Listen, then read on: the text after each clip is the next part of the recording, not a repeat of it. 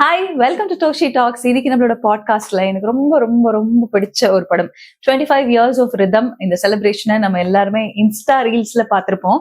ஆக்சுவலா நாங்கெல்லாம் எங்களோட ஜெனரேஷன் பொறுத்த வரைக்கும் இதை தியேட்டர்லயே பார்த்து ஏன் இந்த படம் வந்து ரொம்ப பெரிதா கொண்டாடப்படலை அப்படின்னு ரொம்ப வருத்தப்பட்ட ஒரு படம். இன்னைக்கு வரைக்கும் one of my favourite films அப்படின்னா அது ரிதம். ஒரு தனி இடம் உண்டு.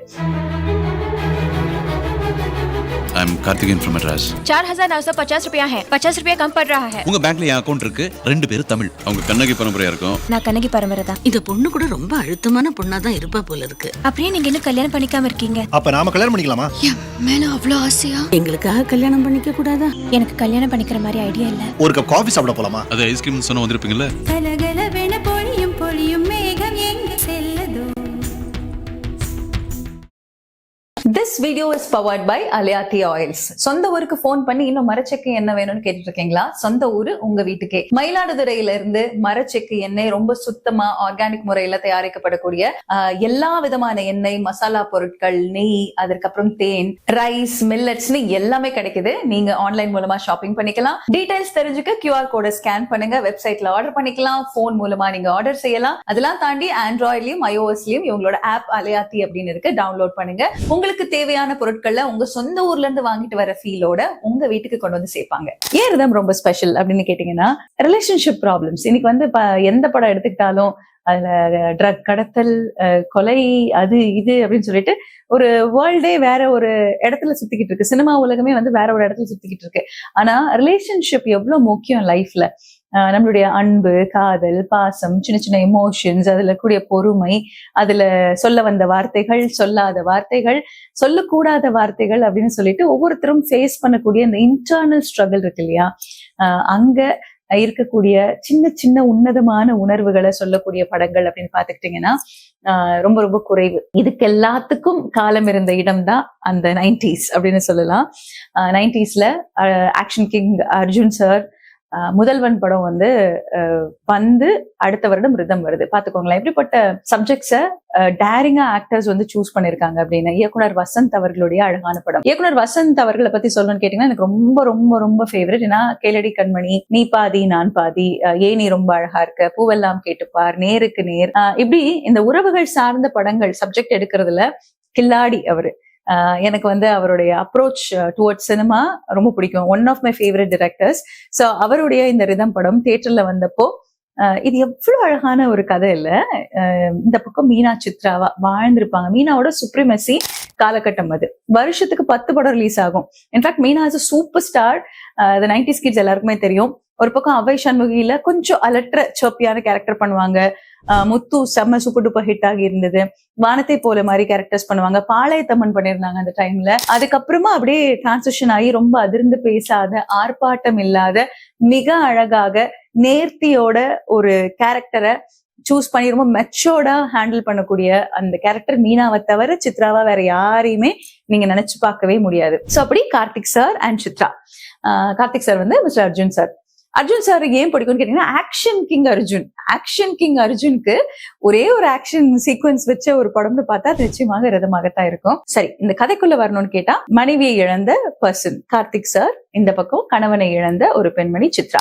சோ ஏன் கார்த்திக் சார்னு சொல்றேன், அவருக்கு மட்டும் மரியாதை கொடுக்குறேன்னு சொல்லாதீங்க. அந்த படத்துல அந்த அழகே கார்த்திக் சார் வேர்டு தான். அது படம் பார்த்தவங்களுக்கு எல்லாருக்குமே தெரியும். இப்ப எல்லாருமே 2K கிட்ஸ் எல்லாரும் போய் யூடியூப்ல ரீவிசிட் பண்ணிட்டே இருக்கீங்க. கொஞ்ச நாட்களுக்கு முன்னாடி வந்து 5 lakhs 6 lakhs இருந்துச்சு. இப்ப பார்த்தா அது 1.4 மில்லியன் வியூஸை தாண்டி அந்த படம் போயிருக்கு. சோ காலம் கடந்து அது போற்றப்படக்கூடிய ஒன்றாக இருக்கு அப்படின்னு நினைக்கும் போது எனக்கு பர்சனலி ரொம்ப ரொம்ப சந்தோஷமாக இருந்தது. இந்த 2 பேருடைய வாழ்க்கை ரயில் தண்டவாளம் போல தினமும் பக்கத்துல இருக்கும். ஆனா அது ஒன்னாக முடியலையே அப்படிங்கிற மாதிரி ஒரு இடத்துல டிராவல் ஆகும். 2 பேருக்கும் ஒரு பாஸ்ட் இருக்கு. நிறைய பேர் சொல்லுவாங்க ராஜா ராணி வந்து மௌனராகம் தழுவிய ஒரு கதை அப்படின்னு. என்ன கேட்டா, ராஜா ராணிக்கு இன்ஸ்பிரேஷன் ரிதம்ல இருந்து கூட வந்திருக்கலாம் அப்படின்னு எனக்கு தோணும். ஏன்னா ஈக்குவலி ஒரு நல்ல லவ் இருந்து அந்த விஷயத்துல இருந்து காயப்பட்ட இரு இதயம், அந்த 2 ஹார்ட்டுமே வாழ்க்கை மேல ஒரு பெருசா நம்ம ஹோப் வச்சுக்க வேண்டாம். அதாவது இன்னொரு ரிலேஷன்ஷிப் வேண்டாம்னு ரொம்ப தீர்க்கமா இருக்கிற ஒரு மெச்சோர்டான வயசுல மீட் பண்றாங்க. இது வந்து சொல்லுவாங்க, இந்த சோப்பி லவ் எல்லாம் முடிஞ்சு ரெஸ்பான்சிபிலிட்டிஸை ஹோல்ட் பண்ணிட்டு இருக்கக்கூடிய வயசுல நம்ம ஒரு கம்பானியன்ஷிப் எதிர்பார்ப்போம்ல, அது ரொம்ப ரொம்ப பொறுப்புணர்வு சார்ந்தது. சோ அப்படிப்பட்ட ஒரு இடம். சித்ரா, மீனா, ஐயோ வாழ்ந்திருப்பாங்க. யார்கிட்டயும் அதிர்ந்து பேச மாட்டேன், தேவையில்லாம எனக்கு யார்கிட்டயும் பேசுறதுக்கு ரொம்ப பிடிக்காது, எனக்கிட்ட பவுண்டரிஸ்ல இருங்க, ஒரு லைன் மெயின்டைன் பண்ணுங்க அப்படின்னு சொல்லி அவங்க பார்வையில, அவங்க உடை நேர்த்தியில அவ்வளோ அழகா இருக்கக்கூடிய ஒரு பொண்ணு. அவங்க வந்து மும்பைல, நவி மும்பை அப்படிங்கிற ஒரு இடத்துல சித்ரா தினமும் ஒரு பேங்க் வேலைக்கு போயிட்டு வீட்டுக்கு வந்துட்டு இருப்பாங்க. நம்மளோட கார்த்திக் சார், அர்ஜுன் சார் வந்து ஒரு போட்டோ எடிட்டராக இந்தியன் எக்ஸ்பிரஸ்ல வேலை செய்வாங்க. நவி மும்பைக்கு புதுசா அப்பா அம்மாவோட வந்திருப்பாரு. சோ இப்ப இவங்க 2 பேரும் இணையக்கூடிய இடம்னு பார்த்தா ட்ரெயின். வசந்த் சார் வந்து ஒரு இன்டர்வியூல சொல்லியிருந்தாங்க, ஒரு ஃபிளைட் கிராஷோட இன்சிடென்ட் பார்க்கும்போது அதுல ஒரு பெண் தன் கணவனை இழந்திருந்தாங்க, ஒரு ஆண் தன்னுடைய மனைவி இழந்திருந்தாங்க. அந்த நியூஸ் நான் பார்க்கும்போது இப்படிப்பட்ட ஒரு விஷயத்த நம்ம ஏன் ட்ரெயின் ஆக்சிடென்ட் வச்சு பண்ணக்கூடாதுன்னு தோணுச்சு. அப்படிப்பட்ட ஒரு கதை தான் ரிதம். சரி, ஒரே ட்ரெயின் விபத்துல கணவனையும் மனைவியும், அதாவது அவங்களோட ஹஸ்பண்டை, இவங்க அவங்களோட ஒய்ஃபை இழந்துடுறாங்க. இப்ப இந்த 2 பேரும் மீட் பண்ணக்கூடிய ஒரு இடம். நாகேஷ் சார் அழகா அந்த படத்துல அடிக்கடி சொல்லிட்டே இருப்பாரு, எல்லா ஊப்பரவாலா கணக்கு, நீ என்ன பண்ணாலும் சில விஷயங்களை அவாய்டே பண்ண முடியாதுன்னு. எல்லாம் ஊப்பரவாலா கையில இருக்கு. சோ நல்லா எப்ப பாரு ஜோக் அடிச்சு ஜாலியா இருக்கக்கூடிய கார்த்திக் சாருக்கு மீனா அவங்க தமிழ்னு தெரிஞ்ச உடனே ஏன் நம்ம ஹெல்ப் பண்ணக்கூடாது அப்படின்னு போய் ஹெல்ப் பண்ண வந்தா, எனக்கு தெரியாதவங்க கிட்ட, முன்னப்பிட தெரியாதவங்க கிட்ட அதிகம் பேசிலாம் பழக்கம் இல்லை அப்படின்னு சொல்றதும், யார்கிட்ட அனாவசியமா பேசுறது பழகிறது எனக்கு பிடிக்காது. அதுக்கு இவர் ஆமா எனக்கு 16 வயசு, உங்களுக்கு 15 வயசு, நான் அப்படியே உங்களுக்கு லவ் லெட்டர் கொடுத்துட போறேன், என்ன மேடம் நீங்க ஏதோ தமிழ் ஹெல்ப் பண்ணலாமே அப்படின்னு தோணுச்சுன்னு உடனே அதெல்லாம் ஒண்ணும் தேவையில்லைன்னு ரொம்ப ஸ்ட்ரிக்டா, ஃபர்மா, ரிஜிடா, சிங்கிள் உமன் எப்பவுமே ஓவர் ப்ரொடக்டிவா இருப்பாங்கல்ல, நல்லதே யாராவது செய்ய வந்தாலும் வேணாம் எங்களுக்கு செஞ்சுக்கு தெரியும் அப்படிங்கிற ஒரு மோட்ல இருப்பாங்கல்ல. சோ அந்த விஷயத்த மீனா ஃபாலோ பண்ணுவாங்க. சரி, 2 பேருமே ரொம்ப நல்லவங்க. இந்த நல்லவங்களுக்கு ஏன் நல்லது நடக்கக்கூடாது அப்படிங்கிற ஒரு உணர்வை நமக்கு கொடுத்துட்டே இருப்பாங்க. இந்த படம் வந்து ஏற்கனவே எல்லாரும் பார்த்திருப்பீங்க. பட் எனக்கு பிடிச்ச டேக்அவே சொல்லணும் அப்படின்னு பாத்துக்கிட்டீங்கன்னா, எப்பவுமே ஒரு நல்ல ஆண்மகன் எப்படிப்பட்ட வீட்டுல இருந்து வரான் அப்படின்னு பாத்துக்கிட்டீங்கன்னா, அந்த வீட்டுல அந்த ஆண்மகன் பார்க்கக்கூடிய இன்னொரு ஆண்மகன் யாரு? கண்டிப்பா அவங்களோட அப்பா. சோ அந்த அப்பாவும் அந்த அம்மாவும், அந்த வீட்டுல இருக்கக்கூடிய கணவன் மனைவி, அவங்க எப்படி நடந்துக்கிறாங்க, அவர் எப்படி அவங்க வீட்டுல இருக்கக்கூடிய ஒரு பெண்ணை மதிக்கிறாரு அப்படிங்கிறதுதான் அந்த மகனுக்கு ஒரு சான்று. அதாவது நான் ஒரு உமனை ரைட்டா ட்ரீட் பண்ணா என்னுடைய பையன் இல்ல என் வீட்டுல இருக்கக்கூடிய வாரிசு இன்னொரு ஹியூமனை, இன்னொரு பெண்மணியை, இன்னொரு ஆணை சரியா ட்ரீட் பண்ணுவாங்க அப்படிங்கிறதுக்கான உதாரணம் நாகேஷ் சார் அண்ட் வத்சலா ராஜகோபால் அவர்கள். அதாவது அர்ஜுன் சார், கார்த்திக் சாரோட அப்பா அம்மா, அப்பா அம்மாவை பாத்துக்கோங்க அப்படின்னு சொல்லிட்டு போவாரு. ஏன்டா 45 வருஷமா பாத்துக்கிட்டு இருக்கேன், எனக்கு தெரியாதா அப்படின்னு சொல்லுவாங்க. 45 வருஷமா பாத்துக்கிட்டு இருக்கேன், எனக்கு தெரியாதா? சோ அந்த கணவன் மனைவிக்கு இருக்கக்கூடிய அந்த ஒரு அழகான கிவ் அண்ட் டேக் இருக்கு பாருங்க. அதை பார்த்து வளரக்கூடிய பிள்ளைகள் நிச்சயமா தன்னோட லைஃப்ல வரக்கூடிய மனைவியை ரொம்ப அழகா பாத்துப்பாங்க. ஜோதிகாவையும் அப்படிதான் ட்ரீட் பண்ணுவாரு. ஏதாவது ஒரு இடத்துல அதுக்கு வந்து அந்த பாஸ்கெட் பால் சீன் வந்து ஒரு உதாரணம். அவங்களால அதை போட முடியாது, அவரை தூக்கி பிடிச்சு தான் லேக் ஆகுற விஷயத்துல தன்னோட பார்ட்னர் ஹெல்ப் பண்ணுவாங்க அப்படின்னு சொல்லுவாங்கல்ல, அந்த மாதிரி அவ்வளோ சந்தோஷமா, அது மாதிரி ஹேர் கட்டிங் சீன் அப்படி இப்படின்னு அவ்வளோ கியூட்டா பெண்களை வந்து ரொம்ப அழகா ட்ரீட் பண்ணக்கூடிய ஒரு கேரக்டராக தான் இருப்பாங்க. இது எங்க இருந்து வருது அப்படின்னு கேட்டீங்கன்னா, உங்க வீட்டுல நீங்க உங்க மனைவி எப்படி ட்ரீட் பண்றீங்களோ, மனைவி கணவனை எப்படி ட்ரீட் பண்றாங்களோ, எவ்வளவு காதலோட இருக்கீங்களோ, அந்த காதலை பார்த்து வளரக்கூடிய பிள்ளைகள் தன்னுடைய லைஃப்ல வரக்கூடிய ஒரு பெண்ணையும் ஆணையும் மிகச்சரியாக நேர்த்தியாக பாத்துக்கணுங்கிற ஒரு எண்ணம், ஒரு தாட் ப்ராசஸ் அங்கிருந்து வளருது அப்படிங்கிறது இந்த படத்துல ரொம்ப அழகா கன்வே ஆயிருக்கும். இந்த படத்துல மணிவண்ணன் சாரோடைய ரோல் பத்தி அதுக்கு முன்னாடி சொல்லி ஆகணும். மணிவண்ணன் சார் இருந்தாலே சர்க்காசத்துக்கு பஞ்சம் இல்லை அப்படிங்கிற மாதிரி இந்த பேங்க்ல பணம் போடுறதுக்கு சொல்வாரு. ஏன்னா அது உமன்ஸ் காலேஜ்ல இருக்கக்கூடிய ஒரு பேங்க், அதுலதான் மீனா வேலை செய்வாங்க. அந்த பேங்க் பத்தி பேசும்போது மணிவண்ணன் சார் சொல்லுவாரு, எல்லா பேங்க்லயும் பணம் போடுறதுக்கு அப்புறம் தான் இன்ட்ரெஸ்ட் வரும், ஆனா இந்த பேங்க்ல பணம் போடுறதுக்கே இன்ட்ரெஸ்ட் வரும், ஏன்னா இது உமன்ஸ் காலேஜ்குள்ள இருக்கு. மத்த பேங்க்ல பணத்தை போடுறதுக்கு அப்புறம் தான் இன்ட்ரெஸ்ட், இங்க பணத்தை போடுறதே இன்ட்ரெஸ்ட் சார் அப்படின்ற மாதிரி சொல்லுவாங்க. சோ அப்படி ஒரு சீன். அது மட்டும் இல்லாம அந்த குட்டி குட்டி இந்த சிகரெட்டை வந்து த்ரோ பண்ணிட்டு யாராவது சேட்டு தலையில போட்டுடலாம் அப்படின்னு சொல்றது. அப்புறம் எல்லா இடத்துல அவங்க மச்சினிச்சி கதை ஒண்ணு சொல்லுவாரு. அப்புறம் வந்து டவல் கட்டிக்கிட்டு ஒரு ஆக்ட்ரஸ் போட்டோ ஷூட் பத்தி சொல்லுவாரு. ஆனா அந்த டவலை தலையில கட்ட சொன்னாங்க. இப்படி அவரோட சர்க்காசம் இருக்கிற எல்லா படத்துலயும் வந்து ஜோக்குக்கு எக்ஸ்ட்ரா திணிப்பா ஏதாவது ஒண்ணு வைப்பாங்க. பட் ஒரு சப்போர்ட்டிங் கேரக்டர் வித் சர்க்காசம், அதுவும் ரொம்ப அழகா நெருடல் இல்லாம ஒரு படத்துல டிராவல் ஆகுதுன்னா டெஃபினெட்லி அது மணிவண்ணன் சார் இந்த படத்துல ரொம்ப அழகான ஒரு ரோல் பண்ணியிருப்பாங்க. இதுல அர்ஜுன் சாருடைய ஃபர்ஸ்ட் இன்ட்ரோடக்ஷன் சீன் மீனா அவங்களோட. இன்ஃபேக்ட் இதுல சொல்லி ஆகணும், ஒரு ஹீரோட இன்ட்ரோடக்ஷன் சாங் ரொம்ப சாஃப்டா ஒரு வாட்டரோட கொண்டு வந்திருப்பாங்க. நதியே நதியே காதல் நதியே நீயும் பெண் தானே, நீரையும் பெண்ணையும் ஒப்பிட்ட ஒரு பாடல். வைரமுத்து அவர்கள் அழகா எழுதியிருப்பாங்க. நடந்தால் ஆறு, எழுந்தால் அருவி, நின்றால் கடல் அல்லோ, சமைந்தால் குமரி, மணந்தால் மனைவி, பெற்றால் தாயல்லோ அப்படிங்கிற இந்த ஒரு பாட்டு. இந்த வாட்டரை பத்தி இருக்கிற பாட்டு ரொம்ப சாஃப்டா சட்டிலா ஒரு ஆக்ஷன் கிங்க இன்ட்ரடியூஸ் பண்றதே அந்த நீரோட அழகா பிரீசியான ஒரு காட்சியில. நீயும் பெண்தானே, நதியே நதியே பாட்டு பெண்களை தான் குறிப்பிடுது அப்படின்னு சொன்னாலும் என்ன பொறுத்த வரைக்கும் அந்த வாட்டர் எனர்ஜி ரிதம் படத்துல யாரு அப்படின்னு கேட்டீங்கன்னா அர்ஜுன் சார். ஒரு டம்ளர்ல ஊத்துனா அந்த டம்ளருக்கு ஏத்த மாதிரி மாறிடுறது, ஒரு குடத்துல ஊத்துனா அந்த குடத்துக்கு ஏத்த மாதிரி மாறிடுறது, ஒரு அருவி ஆகணும்னா ஆர்ப்பரிஞ்சு பாயுறது, அதுவே வந்து ஒரு கடல் ஆகணும்னா அந்த கடலுக்கு தேவையான அளவுக்கு அலைகளோட ஸ்டாண்ட் ஸ்டில்லா ஆழமா டீப்பா இருக்கிறது. அந்த மாதிரி கார்த்திக் சார் அந்த சூழ்நிலைக்கு ஏற்ப அடாப்ட் பண்ணிக்கிறது. தன்னோட அம்மாவுக்கு மூட்டு வலி, அவங்களால வீட்டுல சமைக்க முடியாது, மெஸ்ல இருந்து சாப்பாடு கொடுத்தா 3 பேருமே சந்தோஷமா சாப்பிடலாம், என்ன ஆயிட போகுது அப்படின்ற ஒரு நபர். அதே போல தன்னோட மனைவிக்கு தன்னோட பாம் டிஃப்யூசிங் ஜாப் பிடிக்கல அப்படின்னு உடனே சரி அந்த இடத்துக்கு என்ன தேவை, அவளுக்கு அமைதி, ஓகே கொடுத்துடலாம் அப்படின்னு நினைக்கக்கூடிய ஒருத்தர். அதே மாதிரி மீனா பேசல, அதாவது சித்ரா தாங்கிட்ட பேசலன்னும் போது இதுதான் கடைசி தடவை, இனிமே உங்க தலை எங்க பார்த்தாலும் வேற சைடு ஓடி போயிருவேன். ஓகே சித்ராவை புரிஞ்சுக்கிறாரு. கடைசியா சித்ரா சொல்லாம கொல்லாம ஊற விட்டு போயிட்டாங்க அப்படின்னாலும் அதையும் புரிஞ்சுக்கிறாரு. சோ அந்தந்த இடத்துக்கு நம்ம எப்படி இருக்கணுமோ அந்த ஒரு வாட்டர் எனர்ஜியை வந்து இந்த படம் முழுக்க அர்ஜுன் சார் கொடுத்துக்கிட்டே இருப்பாங்க. மீனா அவர்கள் இந்த கேரக்டரை பினாமினல் ஆக்டர் மட்டும்தான் பண்ண முடியும். ஏன் சித்ரா யாராவது நல்லது பண்ண வந்தா கூட வேண்டாம்னு சொல்றாங்க. ரொம்ப நல்ல மனுஷங்க இருக்காங்கல்ல, அவங்க வந்து பயங்கரமான வழியை சந்திச்சுட்டாங்கன்னு வச்சுக்கோங்களேன். அதுக்கப்புறம் அவங்க வாழ்க்கையில வரக்கூடியவங்க ரொம்ப பாடுபடணும் அந்த இடத்த பிடிக்கிறதுக்கு. ஏன்னு கேட்டா உருகி உருகி லவ் பண்றோம், நம்மளுடைய மனசையே இன்ஃபேக்ட் உயிரையே ஒரு நபருக்கு கொடுத்துடுறோம். ஒரு நாள் திடீர்னு வந்து அது உங்களோடது இல்லைன்னு பறிச்சுக்கிட்டு போயிட்டாங்கன்னா அதோட வலியை அதோட கொடுமையை எந்த அளவுக்கு கோத்ரூ பண்ணிருப்பாங்க. சோ மறுபடியும் அந்த ஹார்ட் அதே மாதிரி இன்னொரு நபருக்கு அந்த லவ் கொடுக்கறதுக்கு யோசிக்கும் இல்லையா, பயப்படும் இல்லையா.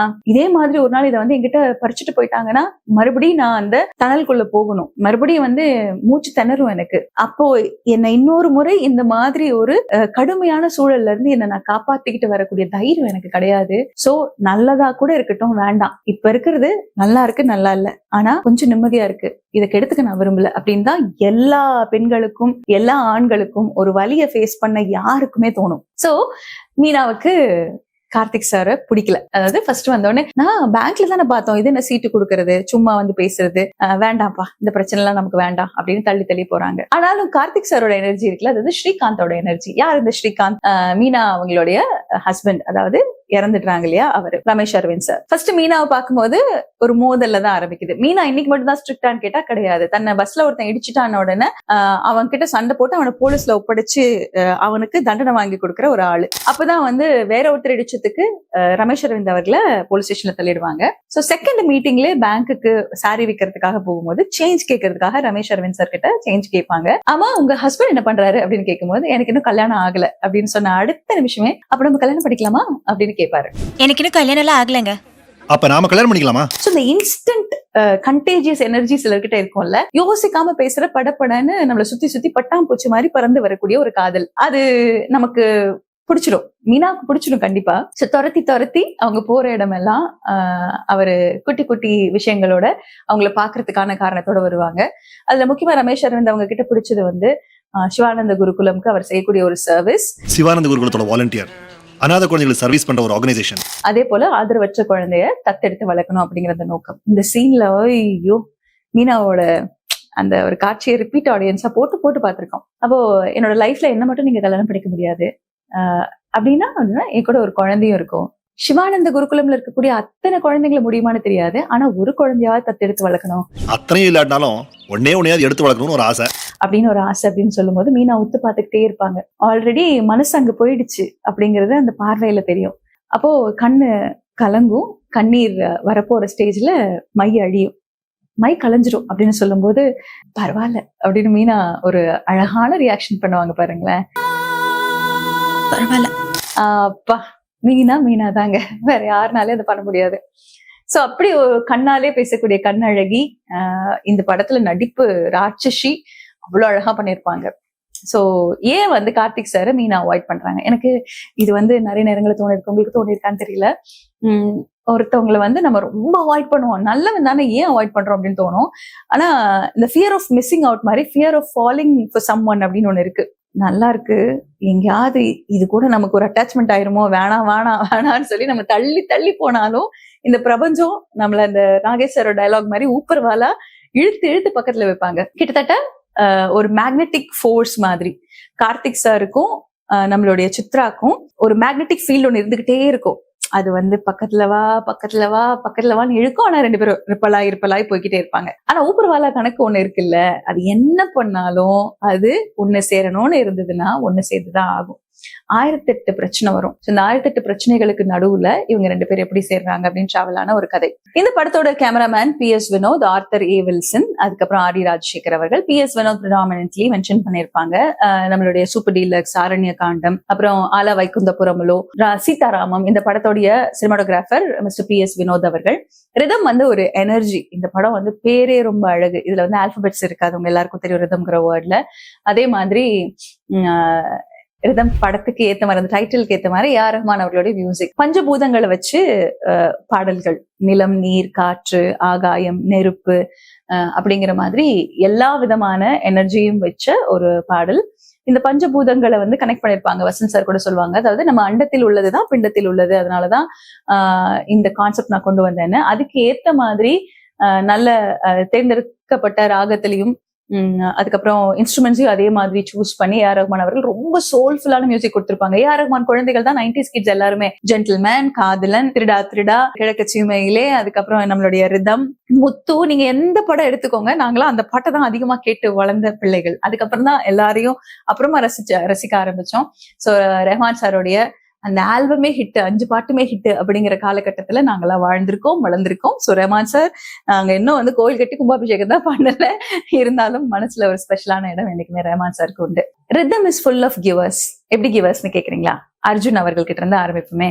ஜோதிகாவுக்கு இந்த பாம் டிஃப்யூசிங் ஜாப் பிடிக்கல. என்னைக்கு அவர் பாம் டிஃப்யூசர் ஆனாரோ அன்னில இருந்து என் தூக்கமே போயிடுச்சு. அவங்க ஒவ்வொரு முறை இந்த வேலைக்கு போயிட்டு வரும்போது செத்து பழைக்கிறேன்னு ஃப்ரெண்டு கிட்ட தான் சொல்லியிருப்பாங்க. அந்த ஃப்ரெண்டு தன்னுடைய ஆக்சிடென்ட் தருணத்துல உனக்கு அருணாவை ரொம்ப பிடிக்குமா அப்படின்னு கேட்பாங்க. அப்போ கார்த்திக், அதாவது நம்ம அர்ஜுன் சார் சொல்லுவாங்க, அவன் எனக்கு ரொம்ப ரொம்ப பிடிக்கும், அவதான் என் லைஃப்ல உனக்கு தெரியாதா, அப்ப இந்த வேலையை விட்டுடு.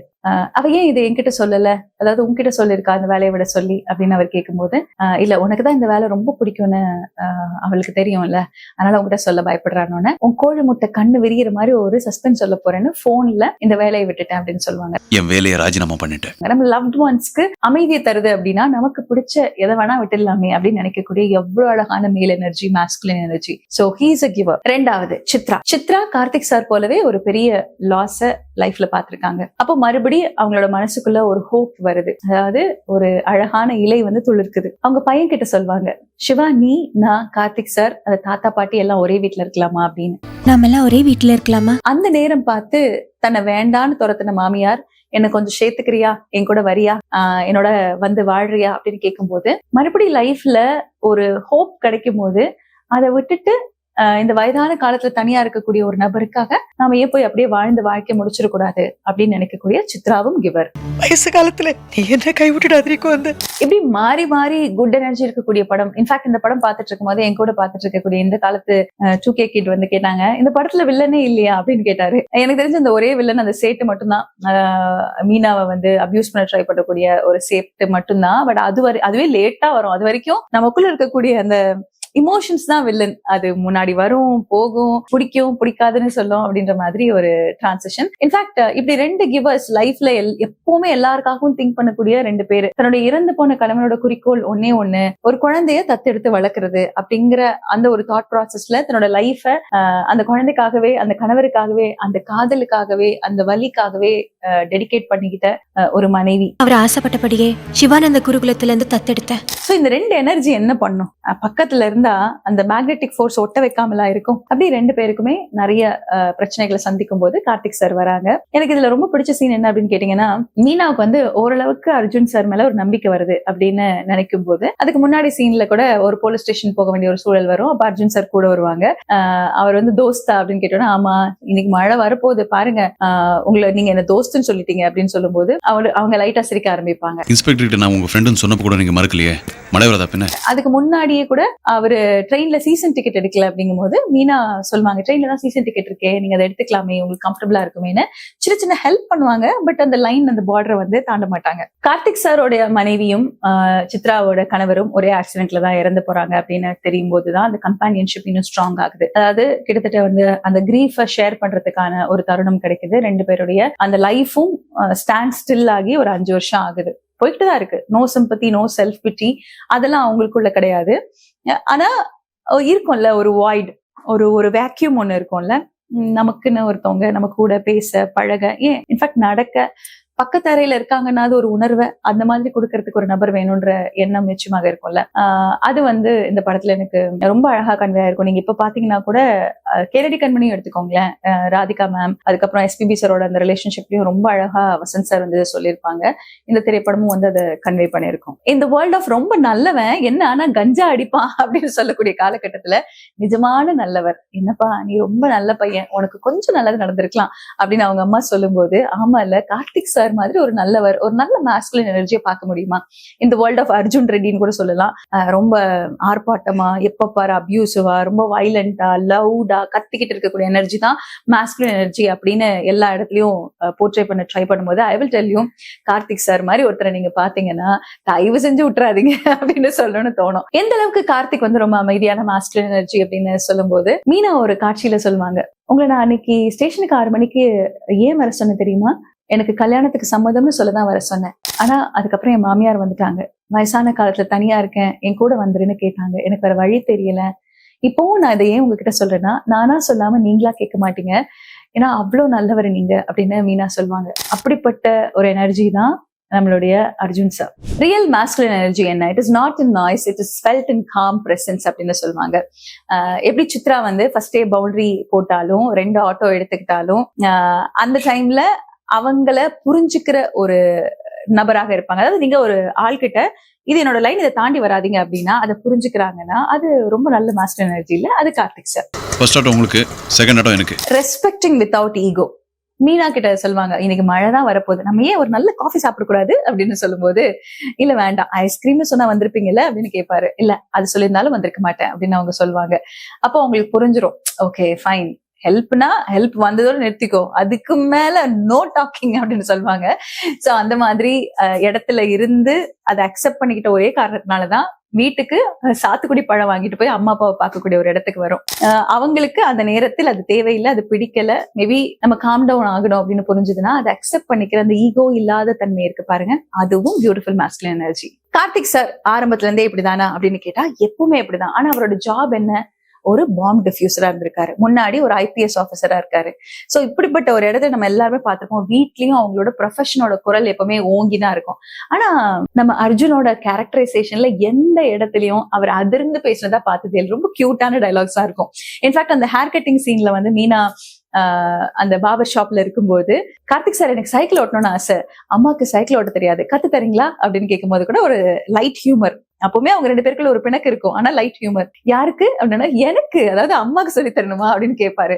அம்மாக்கு சைக்கிள் ஓட்ட தெரியாது, கத்து தரீங்களா? யாருக்கு? அம்மாக்கு இல்ல எனக்கு. இந்த மாதிரி அழகான விஷயங்கள் எல்லாமே குட்டி குட்டி ஜோக்ஸ் எல்லாம் அர்ஜுன் சார் வந்து ரொம்ப ரொம்ப அழகா பண்ணிருப்பாங்க இந்த படத்துல. Care without ego. Nagesh sir கூட சொல்லுவாரு, அவ கொஞ்ச நேரம் அடுப்படியில நின்னா உனக்கு தான் வேலை, நீ தான் வந்து 1/2 மணி நேரம் கால் பிடிச்சு விடணும்னு. அவ வந்து 5 நிமிஷம் அடுப்படியில் நின்னா அதுக்கப்புறம் 10 நிமிஷம் நீ தான் அவ காலை பத்த வேண்டியதா இருக்கு. எந்த அளவுக்கு ஒரு 0 மேல் ஈகோ இருக்கிற ஒரு கேரக்டர் இந்த படம் முழுக்க அப்படிங்கிறதுக்கு இது ஒரு உதாரணமே போதுமானது. ஏன்னா கொஞ்சம் கூட தனக்காக செல்ஃபிஷா திங்க் பண்ணாம தான் அப்பா அம்மாவுக்கு ஒன்னும் ஆகக்கூடாது, முக்கியமா என்னோட அம்மாவுக்கு ஒன்னும் ஆகக்கூடாது அப்படின்னு நினைக்கக்கூடிய அந்த ஒரு தாட் ப்ராசஸ் இருக்கு பாருங்க, அது ரொம்ப அழகா இந்த படத்துல வெளிப்படுத்திருப்பாங்க. சித்ரா தாங்கிட்ட சொல்லாம போனப்ப கூட என்ன ஒரு வார்த்தை சொல்லிட்டு போயிருக்கலாம் அப்படின்னு கண்ணாடியை பார்த்து பேசிப்பாரே தவிர அப்பவும் அவங்கள வந்து தப்பா நினைக்க மாட்டாங்க. போறேன்னு ஒரு வார்த்தை சித்ரா சொல்லிட்டு போயிருக்கலாம். இப்படி எக்கச்சக்கமா நம்ம அடுக்கிக்கிட்டே போகலாம். அப்ப கார்த்திக் இமோஷனலி நம்பா நிச்சயமா கிடையாது. உள்ள அவ்வளவு வலி இருக்கு, அவருக்கும் ஈக்குவலா மீனா அவர்கள் மாதிரியே பெயின் இருக்கு, தன்னை சுத்தி நிறைய ப்ராப்ளம்ஸ் இருக்கு, வயசான அப்பா அம்மா இருக்கிறாங்க. ஆனா இதெல்லாம் தாண்டியும் ஒரு காம் எனர்ஜியை ஒரு ஆண்னால கம்போஸ்டா மெயின்டைன் பண்ண முடியுது அப்படின்னா டெஃபினெட்லி அது உள்ள இருக்கக்கூடிய அந்த பர்சனாலிட்டி தான் காரணம். அப்படிப்பட்ட ஒரு பியூட்டிஃபுல்லான எனர்ஜி, நான் அப்பவே சொன்னேன் இந்த படத்துல வந்து ஒரு வாட்டர் எனர்ஜி வந்து நிச்சயமாக அர்ஜுன் சார் அப்படின்னு சொல்லுவேன். என்னதான் பெண்களை பத்தி எழுதியிருந்தாலும் பி லைக் வாட்டர், ஒரு போக்குல அப்படியே கோ வித் தி ஃப்ளோ அப்படிங்கிறது தான் அவருடைய அழகான கேரக்டர். சோ அத இந்த திரைப்படத்துல ரொம்ப அழகா காட்டியிருப்பாங்க. மீனா சுப்ரீமசி ஆஸ் சித்ரா வேற யாரையுமே நீங்க நினைச்சே பார்க்க முடியாது மீனா மேம் தவிர. சித்ரா பத்தி சொல்லணும்னா கோடு போட்டா கோடு போட்டதுதான், அந்த கோட்டை தாண்டி வராத. கிட்டத்தட்ட வந்து ஜெயிலர் ரஜினி சார் எனர்ஜி மாதிரி, இங்க நான் தான் கிங்கு, நான் சொல்றதுதான் ரூல்ஸ், அந்த ரூல்ஸை நான் அப்படி இஷ்டத்துக்கு மாத்திக்கிட்டே இருப்பேன், ஆனா அந்த ரூல்ஸ் படி நீ நடந்துக்கணும் அப்படின்ற மாதிரி ஒரு எனர்ஜின்னு வச்சுக்கோங்களேன். ஆனா ரொம்ப சாஃப்ட் எனர்ஜி, ரொம்ப அமைதியான. ஏன்னா பெண்களுக்கு வந்து எப்போ இடம் கொடுக்கணும், எப்போ காலை எடுத்து பின்னாடி வச்சிடணும், எப்போ ஓரளவுக்கு கொஞ்சம் இடம் கொடுக்கலாம் அப்படிங்கிறது தெரியும். ஒரே ஆட்டோல போலான்னு அர்ஜுன் சார் சொல்லும் போது பேசாம போயிடுவாங்க. செகண்ட் டைம் அர்ஜுன் சாரே 2 ஆட்டோ எடுப்பாரு. தேர்ட் டைம் அவங்களோட ஆட்டோல வரும்போது அந்த ஆட்டோக்காரர் வந்து சிரிச்சுக்கிட்டு ஏதோ பேசினாங்களே, என்ன பேசினாங்க அப்படின்னு நம்மளுடைய கார்த்திக் சார் அர்ஜுன் சார் கிட்ட கேட்கும்போது, நீங்க ஃபர்ஸ்ட் டைம் என் கூட வரேன்னு சொன்னப்ப கண்ணகி பரம்பரையா இருக்கும் அப்படின்னு நான் சொன்னேன் அப்படின்னு. நெக்ஸ்ட் டைம் அந்த ஆட்டோக்காரரை பாப்பீங்களா, அவங்க கிட்ட சொல்லுங்க ஒரே ஆட்டோல நான் உங்க கூட வந்தாலும் நான் கண்ணகி பரம்பரை தான் அப்படின்னு அந்த டயலாக் ஒன்னு சொல்லுவாங்க. உங்க கூட ஒரே ஆட்டோல வந்தாலும் நான் கண்ணகி பரம்பரை தான். ரொம்ப ஃபர்மா இருப்பாங்க.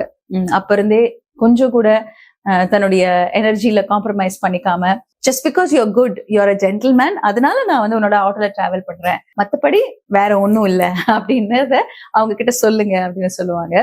மீனாவோட காஸ்டியூம்ஸ் கூட இந்த படத்துல பேசும். அதாவது அந்த க்ளோஸ் நெக் போட்ட ஒரு பிளவுஸ் போட்டிருப்பாங்க, ஒரு மாதிரி ரொம்ப ராப்ட் அண்ட் சைலன்ஸா இருப்பாங்க.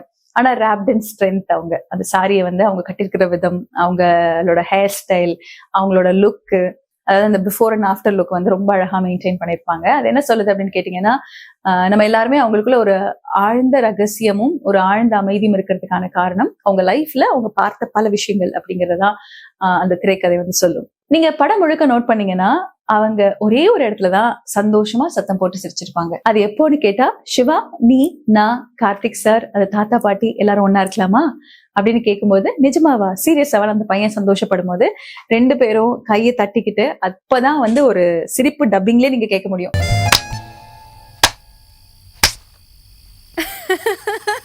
சோ தன்னோட லைஃப்ல மறுபடியும் love again, death is not an end அப்படிங்கிற ஒரு ஃபீலிங்க அவங்க உணரும் பொழுது மட்டும்தான் சத்தமா சிரிச்சிருப்பாங்க. அவ்வளவு சிரிச்ச அடுத்த நாளே கார்த்திக் சாருக்கு போன் பண்ணுவாங்க. அப்போ வந்து ஒரு கிரீன் சாரி போட்டிருப்பாங்க. இதுல வந்து காஸ்டியூம் கலர் டோன்ஸ் நிறைய அழகா விளையாண்டு இருப்பாங்க. நாகேஷ் சார் வந்து என் பையனை கல்யாணம் பண்ணிக்கிறியா அப்படின்னு கேட்கும்போது ஒரு ரெட் கலர் சாரியில இருப்பாங்க. அதாவது நோ அப்படிங்கிற ஒரு இடத்துல இருப்பாங்க. கார்த்தியை கல்யாணம் பண்ணிக்கிறியா? அந்த ட்ரெயின் டிக்கெட், சீசன் டிக்கெட் வாங்கலையா அப்படிங்கும்போது ஒரு எல்லோ சாரியில இருப்பாங்க. அதாவது அந்த கிரீனுக்கும் ரெட்டுக்கும் நடுவுல ஒரு குழப்பத்திலே இருப்பாங்கல்ல, பேசலாமா வேண்டாமா அப்படின்னு. சில இடங்கள்ல பாத்தீங்கன்னா அழகா காஸ்டியூம்ஸ் பிளே பண்ணிருக்கோம். இந்த விஷயத்த, அதாவது நான் உங்ககிட்ட கொஞ்சம் தனியா பேசணும், நீங்க ரயில்வே ஸ்டேஷனுக்கு வரீங்களா அப்படின்னு தன்னுடைய சம்மதத்தை கல்யாணத்துக்கு தெரிவிக்கலாம்னு நினைக்கும் போது ஒரு கிரீன் கலர் சாரியில இருப்பாங்க. சோ ஒரு கிரீன் பிளாக் போல ஒரு ஃபீலிங்கை வந்து இந்த படம் வந்து மெயின்டைன் பண்ணிருக்கோம். ஆனா அன்பார்ச்சுனேட்லி அடுத்ததுலயே லக்ஷ்மி மேம் வந்து கேட்பாங்க. அதாவது அவங்களோட மாமியார் வந்து என் கூட வந்துடுறியா அப்படின்னு கேட்கும் பொழுது கொஞ்சம் கூட யோசிக்காம வயசானவங்களை பாத்துக்கொண்டு போறது. அதுக்கப்புறம் எனக்கு ரொம்ப பிடிச்ச சீன், டிவில குண்டுவெடிப்பு நியூஸ் பார்த்த உடனே, மும்பைல பல இடங்கள்ல குண்டுவெடிப்பு நடந்திருக்கு அப்படிங்கிற அந்த நியூஸை பார்த்த உடனே இந்தியன் எக்ஸ்பிரஸ் ஆபீஸ்க்கு பதறி போய் போன் பண்ணுவாங்க. அங்க போட்டோ எடிட்டர் கார்த்திக் சார், அவருக்கு ஒண்ணும் இல்ல, நல்லா இருக்காருன்ன உடனே, அப்பா நல்லா இருக்காரா, எவ்வளவு ஆழமா மறுபடியும் காதலிச்சிருப்பாங்க, அவருக்கு ஒண்ணும் இல்ல அப்படின்னு துடிச்சு போயிடுவாங்க, அழுதுருவாங்க. ஐ திங்க் அதுதான் அந்த படத்துல வந்து அவங்க அதிர்ந்து அழக்கூடிய காட்சின்னு நினைக்கிறேன். உயிர் சேதம் இருக்குமோ என்று அஞ்சப்படுகிறது. ஏன்னா மறுபடி காதல் வந்திருக்கு, அவருக்கு ஒன்னும் ஆயிடக்கூடாது, என்னதான் நாங்க தூரமா இருந்தாலும் இந்த படத்தோட பாடல் வரிகள் எல்லாமே சொல்லும், நிலமே பொறுநிலமே உன் பொறுமை வென்று விடுவேன் அப்படிங்கிற மாதிரி அவ்வளவு பொறுமையா அந்த காதலை வந்து அவங்க அப்ரோச் பண்ணிருப்பாங்க. அதனாலதான் மீனா அவர்களுடைய one of the best performance அப்படின்னா இன்னைக்கு வரைக்கும் ரிதம் ஸ்டாண்ட்ஸ் டால் அப்படின்னு சொல்லலாம். மீனா கேரக்டர் என்ன சொல்ல வருது பெண்களுக்கு? Privacy is strength. நம்ம எல்லாருமே நம்மளோட கதைகள் எல்லாத்தையும் எல்லார்கிட்டையும் சொல்லணும்னு அவசியம் கிடையாது. Boundaries can be Tran gently. நிறைய வார்த்தைகள் பேசணும் இல்ல, நான் இப்படிதான், எனக்கு யாருக்கிட்டையும் அதிகம் பேச பிடிக்காது, அதே மாதிரி 2 ஆட்டோ தான் எடுப்பேன், என் கூட பழகுறதுன்னா நீங்க இந்த பவுண்டரிஸ்க்கெல்லாம் ஓகேனா நீங்க கிட்ட பழகுங்க, நான் ஒண்ணு உங்களை கம்பல் பண்ணலையே அப்படிங்கிற அந்த energy. Silence can be more powerful then words. நிறைய பேச மாட்டாங்க, நிறைய சொல்ல மாட்டாங்க, மனசுக்குள்ள ஏதாவது இருந்தாலும் மனசுக்குள்ளேயே வச்சுப்பாங்க. இதுக்கு ஒரு காட்சி சொல்லணும் அப்படின்னு கேட்டீங்கன்னா, அர்ஜுன் சரோட காட்சி மட்டும் இல்ல, ஸ்ரீகாந்த் கேட்பாரு, குன்னூர் போயிட்டு போன் பண்ணுவாரு, நான் தான் உன்னை துரத்தி லவ் பண்றேன், நீ என்ன லவ் பண்றியான்னு கூட தெரியல, லவ் பண்றியா அப்படின்னு கேட்பாரு. நான் தானே உன்னை துரத்தி லவ் பண்ணேன், இன்ஃபேக்ட் நீ என்ன லவ் பண்றியான்னு இன்னும் சரியா தெரியல, லவ் பண்றியா? அப்போ சைலண்ட் ஆயிடுவாங்க. அப்போ என்ன சத்தத்தையே காணோம் அப்படின்னா தலையாட்டின அப்படின்னு ஒரு கியூட்டான சீன் இருக்கும். என்ன பதிலே காணோம்? தலையாட்டின. சோ அவங்க ரொம்ப எக்ஸ்பிரஸ் பண்றவங்க இல்ல, பட் ரொம்ப மீனிங்ஃபுல்லா லவ் பண்றவங்க. அப்படி தன்னுடைய திருமணம் ஒரு நாளைக்கு மேல நீடிக்கலனாலும் கூட அந்த திருமணத்துக்காக ஒரு குழந்தைய தத்தெடுத்து வளர்க்குற அளவுக்கு காதல உள்ள வச்சுட்டு இருக்கிறாங்க அப்படின்னா எப்படிப்பட்ட ஒரு ஆழமான அமைதியான ஒரு காதலா இருக்கும். இதெல்லாம் மீனா எக்ஸ்பிரஸ் பண்ணிருப்பாங்க. இந்த படத்துல என்னன்னா ரொம்ப பாவப்பட்டவங்க அப்படிங்கிற ஒரு ஃபீலே காட்ட மாட்டாங்க, அதுதான் ரொம்ப ஸ்பெஷல். 2 பேருக்கும் ஸ்ட்ரகிள் இருக்கு, சேர்ந்தா நல்லா இருக்கும்ல, லைஃப் ஷேரிங் தானே, ஷேரிங் இஸ் கேரிங் தானே அப்படிங்கிற ஒரு உணர்வை தான் கொடுத்திருப்பாங்க. தவிர பாவம் இந்த பொண்ணு குழந்தை வச்சுட்டு கஷ்டப்படுது, பாவம் பொண்டாட்டி இல்லாம கஷ்டப்படுறாங்க அப்படிங்கிற ஒரு உணர்வை கொடுத்திருக்க மாட்டாங்க. 2 நல்லவங்க சார், அந்த நல்லவங்க எப்படி தனியா இருக்கலாம், ஒன்னா சேரலாம்ல அப்படிங்கிற அப்படிங்கிற ஒரு உணர்வு தான் கொடுத்திருப்பாங்க. சிங்கிள் மதர்ஸ் எல்லாருக்கும் இது கனெக்ட் ஆகும். எல்லாமே எல்லாருனாலையும் பண்ணிட முடியும். இது வந்து ஜெண்டர் பத்தி நம்ம பேசுறது, இது வந்து மேல் ஃபீமேல் அப்படிங்கிறது இல்ல. இன்ஃபேக்ட் சிங்கிள் பேரண்ட் கூட வச்சுக்கோங்களேன், இந்த 70-30, 50-50, 40-60 அப்படின்னு சொல்லிட்டு ஒரு நபர் ஒரு சில விஷயங்கள் எவ்வளவு கொடுப்பாங்க, இன்னொரு நபர் அந்த மீதியை கம்ப்ளீட் பண்ணுவாங்க அப்படிங்கிறது தான் ஒரு அழகான ரிலேஷன்ஷிப் இல்ல. சோ இதுல குழந்தைங்களை பாத்துக்கும் பொழுது ஒரே நபர் எல்லாத்தையும் பண்ணும்போது ரொம்ப ஓவர் டயரிங்கா இருக்கும். Still they do it. ஏன்னு கேட்டீங்கன்னா we have no choice தான். பட் ஹெல்ப் வந்தா நல்லா இருக்குங்கிற ஃபீலிங் நிச்சயமாக இருக்கும். இப்ப கூட வனிதா சமீபமா சொல்லியிருந்தாங்க, ரோபோ சங்கர் அவர்கள் பத்தி பேசும்போது கூட அவரோட மறைவுக்கு பிறகு அவங்களோட மனைவி எவ்வளோ அவங்களை மிஸ் பண்ணுவாங்க, ஒரு 40க்கு அப்புறம் தான் கம்பெனியன்ஷிப் ஏன் அவசியங்கிறது ஃபீல் ஆகும்னு இந்த படம் வந்து அது சொல்லியிருந்தது. இந்த படத்துல சித்ரா வந்து அந்த குழந்தைய தனியா வளர்த்துட்டு இருக்கும்போது அம்மாக்கு சைக்கிள் ஓட்ட தெரியாது, நீங்க சைக்கிள் ஓட்ட சொல்லி தரீங்களா அப்படின்னு கேட்கும்போது சில விஷயங்கள்ல அந்த ஃபாதரோட பிரசன்ஸ் இருக்குல்ல, அது நம்மளோட லைஃப்ல இந்த மாதிரி எல்லாம் இருந்தா நல்லா இருக்கும். சில குழந்தைங்களுக்கு சில ஏக்கங்கள் இருக்கும். பட் இப்பவும் சொல்லுவேன், அது இல்லைனாலும் அது ஒரு மதர்னால கம்ப்ளீட் பண்ண முடியும், இன்னொரு பர்சன்னால கம்ப்ளீட் பண்ண முடியும். ஆனா எது ஒரு கம்ப்ளீட் ஃபீலிங்க கொடுக்கும் அப்படிங்கிற ஒரு உணர்வுக்காக தான் சொல்றேன். அது மாதிரி பார்பர் ஷாப்ல மீனா போய் தனியா நிப்பாங்க. அங்க எல்லாம் ஆண்களா உட்காந்து ஹேர் கட் பண்ணிட்டு இருக்கும்போது போய் தனியா நிப்பாங்க. அப்போ அந்த காலகட்டத்துல வந்து பார்பர் ஷாப்புக்கு ரொம்ப ஸ்ட்ராங்கா ஒரு குழந்தை வளர்க்கக்கூடிய ஒரு பெண்மணி போய் நிக்கிறாங்க அப்படிங்கிறதே வந்து ஒரு பெரிய ரெவல்யூஷன். ரொம்ப அழகா இருக்கும் அந்த காட்சி. அதை நான் அப்ரிஷியேட்டும் பண்ணுவேன், அதை நான் வரவேற்கிறேன். இன்னைக்கு யாருமே அப்படி நம்ம பயப்படுறது இல்லை எங்கேயும் போறதுக்கு. ஒரு சின்ன சின்ன விஷயங்களை ஷேர் பண்ணிக்கிறதுக்கு, ஏன்னா எல்லாத்தையும் பண்ணக்கூடிய அந்த உடலும் மனமும் நிச்சயமா கொஞ்சம் டயரிங்கா ஃபீல் பண்ணும்ல. அந்த இடத்துல கையை பிடிச்சி நம்மள டிராவல் பண்ண கூட்டிட்டு போறதுதான் ஒரு அழகான கம்பேனியன்ஷிப். சோ இதெல்லாம் வந்து எனக்கு இந்த படம் பார்க்கும்போது தோணும், கார்த்திக் சார் அந்த இடத்துல இருந்தா எவ்வளவு ஃபீல் பண்ணுவார்ல. மழையில அந்த பையன் வந்து முதல்ல போய் விளையாடுவான். ஒரு அம்மா வந்து ஓவர் ப்ரொடெக்டிவா தான் இருப்பாங்க எப்பவுமே. மழையில விளையாட விட மாட்டாங்க, சாக்லேட் சாப்பிடாது, ஐஸ்கிரீம் சாப்பிடாதுன்னு சொல்லுவாங்க. பட் சில டைம் ஃபாதர் எனர்ஜி தான் நம்மள எல்லாத்தையும் முதல்ல ட்ரை பண்ண வைக்கும். ராத்திரி மழையில நனைவாங்க, அந்த ஊட்டியில ஃபைனல் சீன்ல மழையில நனைவாங்க. இந்த படத்துல எனக்கு இன்னொரு காட்சி ரொம்ப பிடிக்கும். ஒரு சீனு, நான் இருந்த போது வேலை செஞ்சுட்டு இருந்த பேங்க்ல ஒரு அக்கௌண்ட் வச்சிருந்தீங்களே, அதை க்ளோஸ் பண்ணிட்டீங்களா அப்படின்னு மீனா கேட்பாங்க. அப்போ நம்மளோட கார்த்திக் சார் சொல்வாரு, இல்ல நான் அதை க்ளோஸ் பண்ணல. எப்படிங்க க்ளோஸ் பண்ண மனசு வரும்? பாம்பேல நான் இருந்த பேங்க்ல அக்கவுண்ட் வச்சிருந்தீங்களே, க்ளோஸ் பண்ணிட்டீங்களா? எப்படிங்க க்ளோஸ் பண்ண மனசு வரும்? பாருங்களேன் அந்த லவ் டயலாக் எப்படி இருக்கு அப்படின்னு.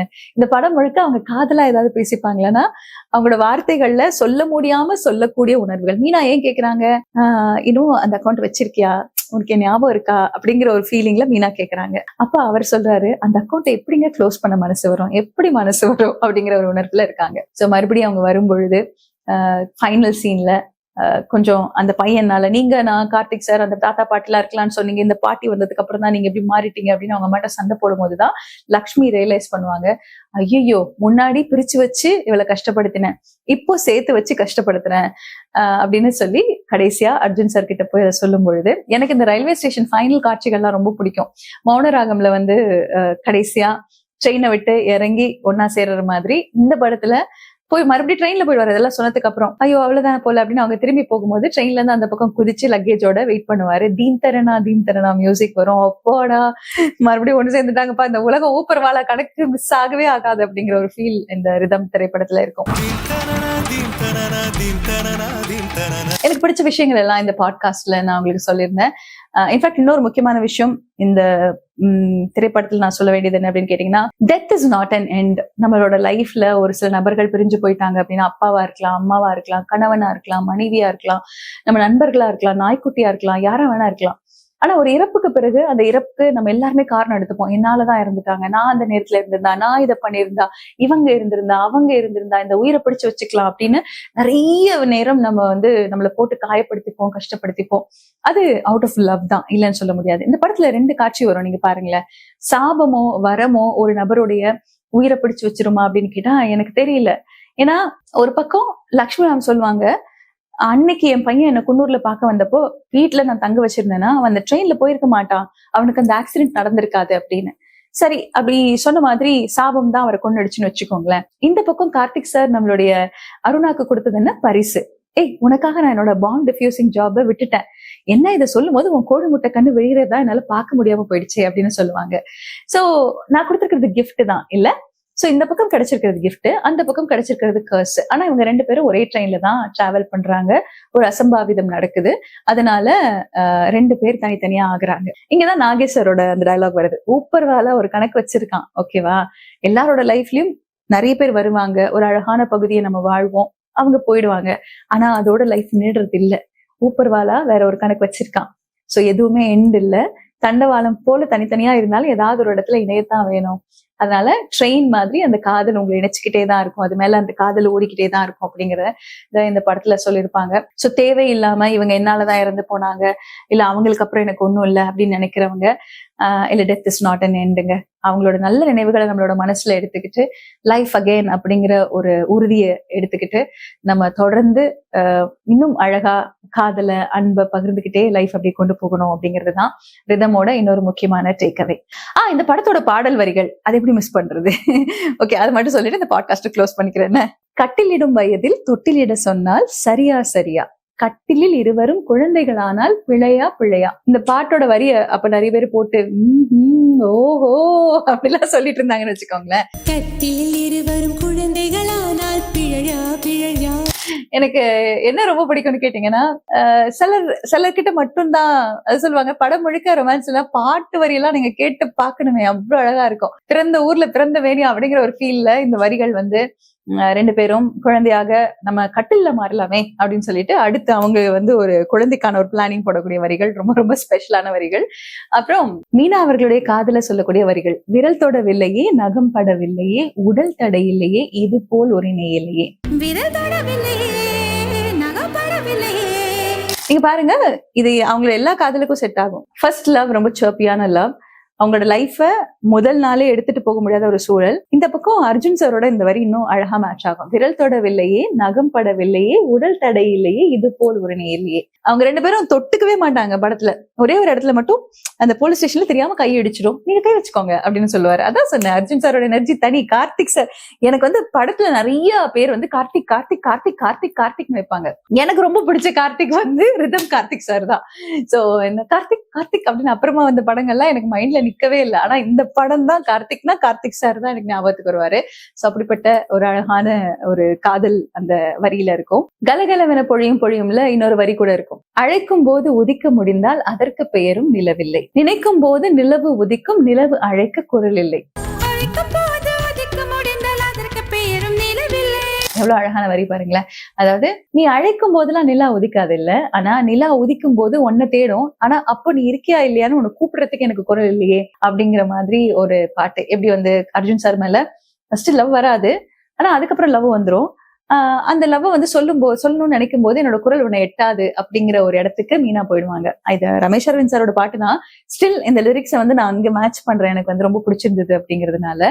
நதியே நதியே ஏற்கனவே சொல்லியிருந்தேன். இதுல எனக்கு இன்னொரு பாட்டு பிடிக்கும், இன்னொரு வரி பிடிக்கும். பூங்குயிலே பூங்குயிலே பெண்ணு மாறும் வடிவம் மாறக்கூடும், நீர் நினைத்தால் பெண் நினைத்தால் கரைகள் யாவும் கரைந்து போகக்கூடும். இந்த வரி எனக்கு ரொம்ப பிடிக்கும். பூங்குயிலே பெண்ணு மாறும் வடிவம் மாறக்கூடும். எப்பவுமே ஒரு பொண்ணுதான் நினைக்கணும் கரைகள் வந்து அப்படி இல்லாம போகணும், நடுவில் கூடிய பார்டர்லாம் கட்டாயி போகணும் அப்படின்னா ஒரு பொண்ணுதான் நினைக்கணும். அதுலதான் மீனாவோட பவுண்டரிஸ் நான் இங்க வைக்கிறேன்.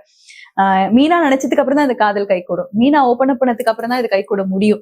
அது வரைக்கும் நீங்க என்ன ட்ரை பண்ணாலும், துரத்தி ஒரு பொண்ணு பின்னாடி போனாலும் அந்த பொண்ணு மனசு வைக்கணும். அதனாலதான் பொண்ணு நோ சொன்னா நோ அப்படிங்கறத புரிஞ்சுக்கோங்கடா மடையனுங்களா அப்படிங்கறத இன்னைக்கு வரைக்கும் சொல்லிட்டு இருக்காங்க நம்ம தல அஜித்ல இருந்து.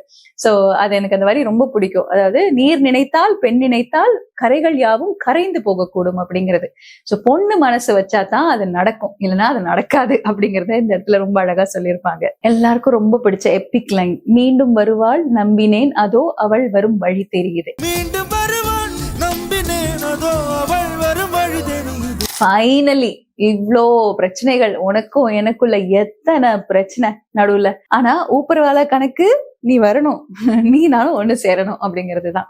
சோ ஃபைனலி எல்லாத்தையும் தாண்டி அந்த தண்டவாளங்கள் இணைந்தன அப்படிங்கிறது தான் ரிதமோட கதை. மீண்டும் வருவாள் நம்பினேன் அதோ அவள் வரும் வழி தெரிந்தது. என்னால முடிஞ்ச வரைக்கும் எல்லாத்தையும் இந்த பாட்காஸ்ட்ல கொட்டிருக்கேன். சோ உங்களுக்கும் ரிதம் பிடிக்கும்னா, உங்களுக்கு பிடிச்ச காட்சிகள் என்ன, உங்களுக்கு மனசுல ரிலேட்டான விஷயங்கள் என்ன, அது எல்லாத்தையும் ப்ளீஸ் கமெண்ட்ஸ்ல சொல்லுங்க. And also to let me know. toshitalks@gmail.com அப்படிங்கிற ஐடிக்கு உங்களுடைய கருத்துக்களை அனுப்பலாம் இந்த பாட்காஸ்ட் கேட்டுட்டு. என்னோட இன்ஸ்டாகிராம் பேஜ் டோஷி டாக்ஸ், அப்புறம் Doshila podcast, dear listeners by RJ டோஷிலான்னு நீங்க எல்லாம் நேர்ல வந்து பார்ட்டிசிபேட் பண்ணி பேசக்கூடிய ஒரு நிகழ்ச்சி நாங்க நடத்திட்டு இருக்கோம். So if you are interested, please do let us know. And thank you for வாட்சிங். Keep subscribing.